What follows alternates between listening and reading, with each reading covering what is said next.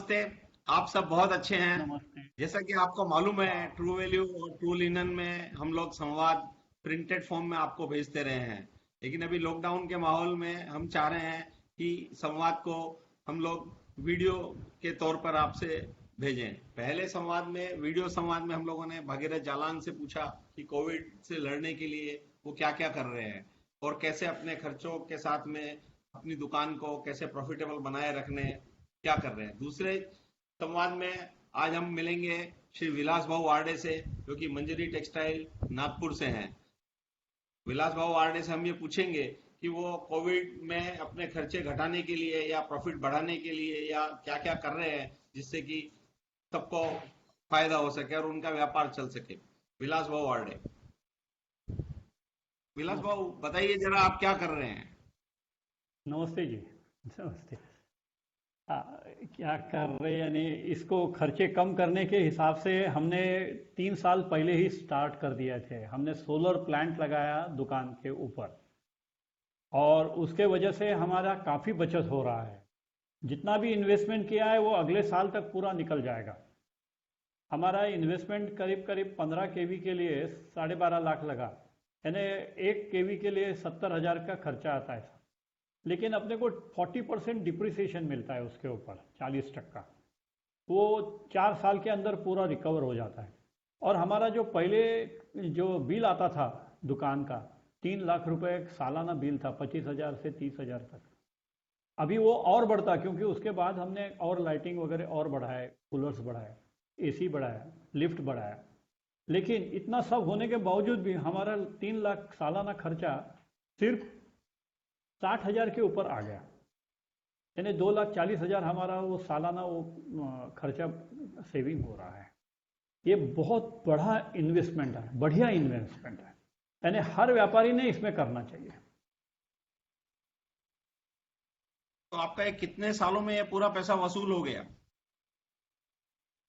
वह आप समझ लीजिए कि ये 4 साल में तो पूरा डिप्रिसिएशन में ही पैसा निकल जाता है। आपको 40% डिप्रिसिएशन मिलता है।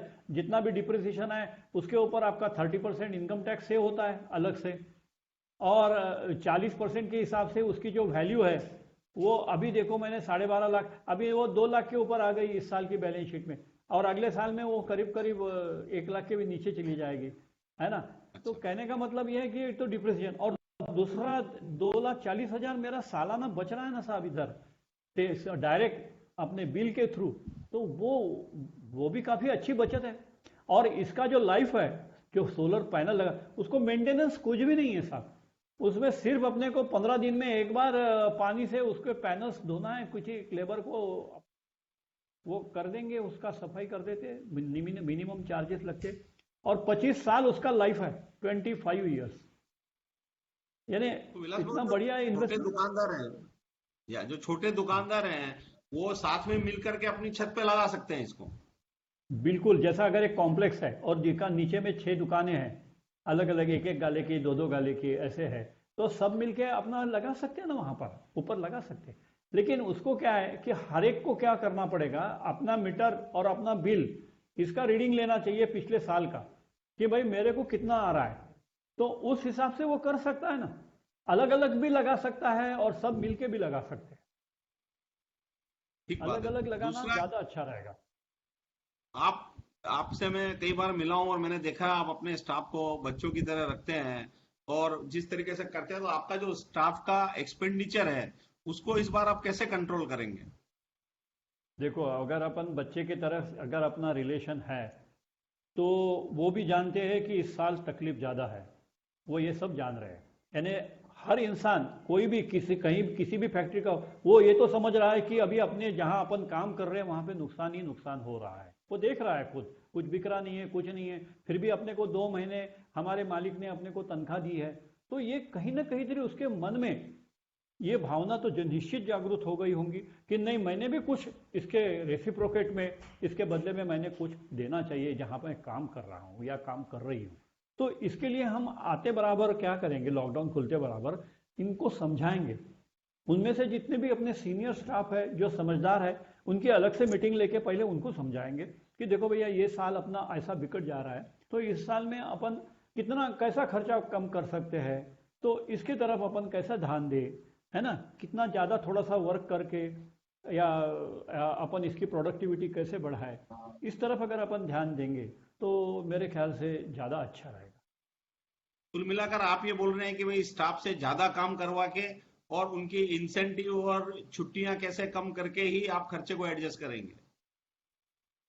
मेरा कहने का मतलब आप ऐसा समझ लीजिए कि भैया उनको ये बताओ कि भैया 26 और 26 52 दिन का आपको पेमेंट बिना काम किए मिला है और वो वास्तविक मिला है। तो इसके लिए अपने को नहीं 52 दिन तो कम से कम 20-25 तो एक्स्ट्रा काम करना है। और एक्स्ट्रा काम करना है नहीं, जिस दिन आप छुट्टी के दिन जैसा अगर आप आते हैं तो उसके लिए तो हम अलग से आपको पेमेंट देंगे ही देंगे, लेकिन जो अपना लॉस हुआ है, वर्क लॉस, वो अपन कहीं ना कहीं तो भी रिक्यूब करेंगे। जैसा अगर 2 महीना काम ही नहीं हुआ है तो हम 12 महीने का बोनस तो नहीं दे पाएंगे। 12 महीने का बोनस अगर मैं 35 दिन दे रहा था तो वो बोनस मैं 25 दिन का दे पाऊंगा इस बार, क्योंकि काम 10 ही महीने होने वाला है। तो जो चीज प्रैक्टिकल है, जो सच्ची है, वो सच्चे दिल से अगर आपने उनसे कही तो वो मान जाएंगे, ये मेरा कहना है। ठीक बात है, बहुत अच्छा लगा विलास बाबू आपसे मिलके। फिर अगले और नए क्वेश्चन लेके आपसे आपके साथ फिर आएंगे एक बार और फिर बात करेंगे। बहुत बहुत धन्यवाद। धन्यवाद सर, धन्यवाद।